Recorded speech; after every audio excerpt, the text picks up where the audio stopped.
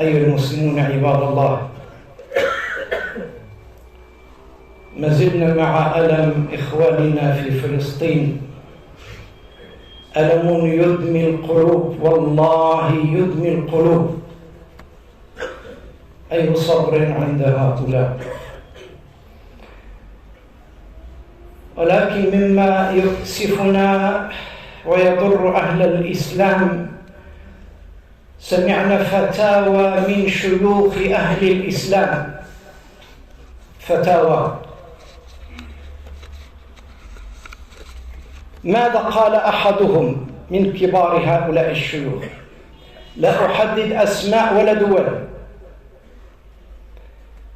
قال: أهل غزة يعني حماس شر، هي الشر بعينه. أقول ما أقال حرفيا، لا أزيد عنه ولو حرفا. يقول: هي التي جلبت السفك والهدم على رؤوس إخواننا. يقول إخواننا، عنده الوجه يقول إخواننا في غزة. هي حماس وما تفرع عنها، يعني غزة كلها، ولادهم قاع الناس اللي ساكنين تماك شر، يدعون إلى الإسلام وعلماء ما شاء الله. فيقول لهم اختصارا: هيجتم اليهود يا أعداء الله. ولاو الناس يدافعوا على الأرض ديالهم ويدافعوا على الشرف ديالهم اللي تيتقتلوا هذه أكثر من 70 سنة من خلال الإنجليز، وما تيتقتلوا ثم قست قلوبهم من بعد ذلك فهي كالحجارة أو أشد قسوة. إذا قيل هذا على اليهود أصحاب البقرة، هناك من هم أشر منهم أو مثلهم.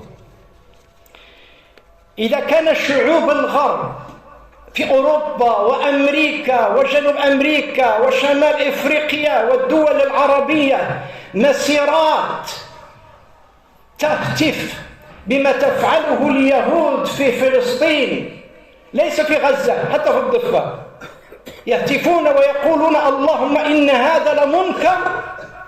وغير هؤلاء غير مسلمين، مش مسلمين، غير ناس عندهم الحساسية الإنسان، تيبكيو.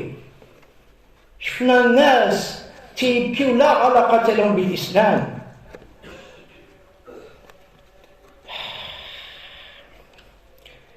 لأنهم ينظرون ما يجري في غزة على بصيرة وتاريخ، من دمار وقصف للمستشفيات.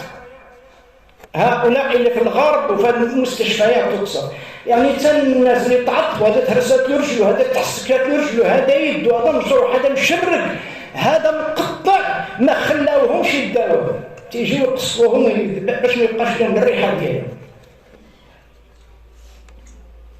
ما اكتفوا بجعلهم معاقين، لا، يريدون لهؤلاء الأطفال، يقولون هؤلاء هم الخلف وهم الأخطر على بني إسرائيل. الأخطر هو ما سيسلطه الله عز وجل عليهم. الطائرات الأمريكية تقلع من أين؟ العالم الحر يبكي. أما مستشفيات الأمراض العقلية لا دواء فيها، سبيطارات ديال الحماق، الدراري الصغار حماقوا. كيف لا نبكي؟ كيف لا يبكي الحر العاقل في العالم؟ الدراري الصغير حماق، ما تيحسوا لله نهار حماقوا، تيبكي وتيقول في المك، تيقول له راه ما تحت التراب. يقول له الصحافي: ماذا تقول؟ يقول: أرى أشلاء ودماء. ختبال له الناس قطعين والأطفال قطعين ودماء. أي قلوب هذه حتى يقول هذا الرجل الذي وفي مقدمة أهل العلم هؤلاء شر، لا ينظر ما يحدث في غزة منذ زمن. الصبية،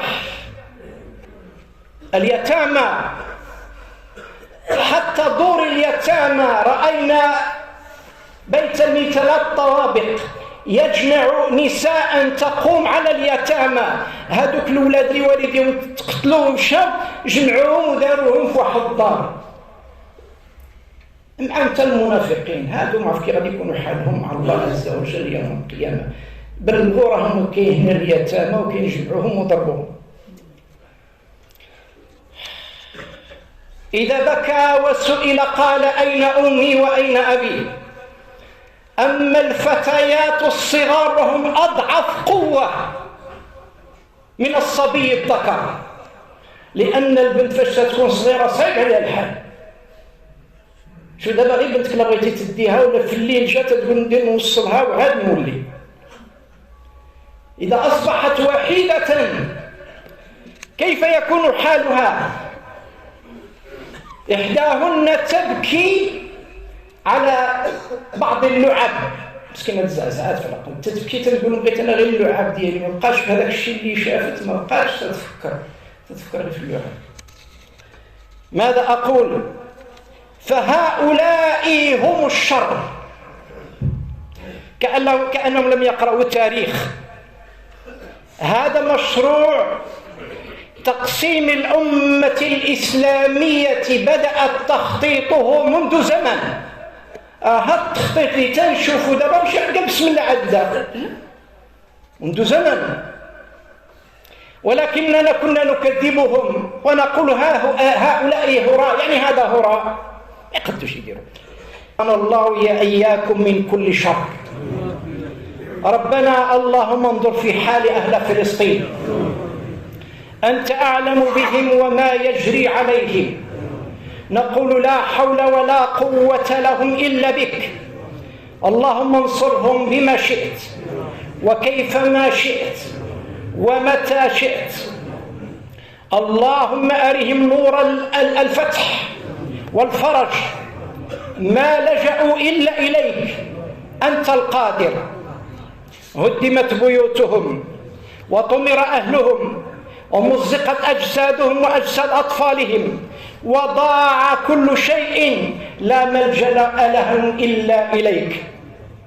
اللهم إنا نسألك بأسمائك الحسنى وصفاتك العليا أن تسلط على الأعداء وعلى من يقف عليهم في السر والعلن صيحة لا رجعة فيها. اللهم سلط عليهم صيحة لا رجعة فيها، إنك على كل شيء قدير.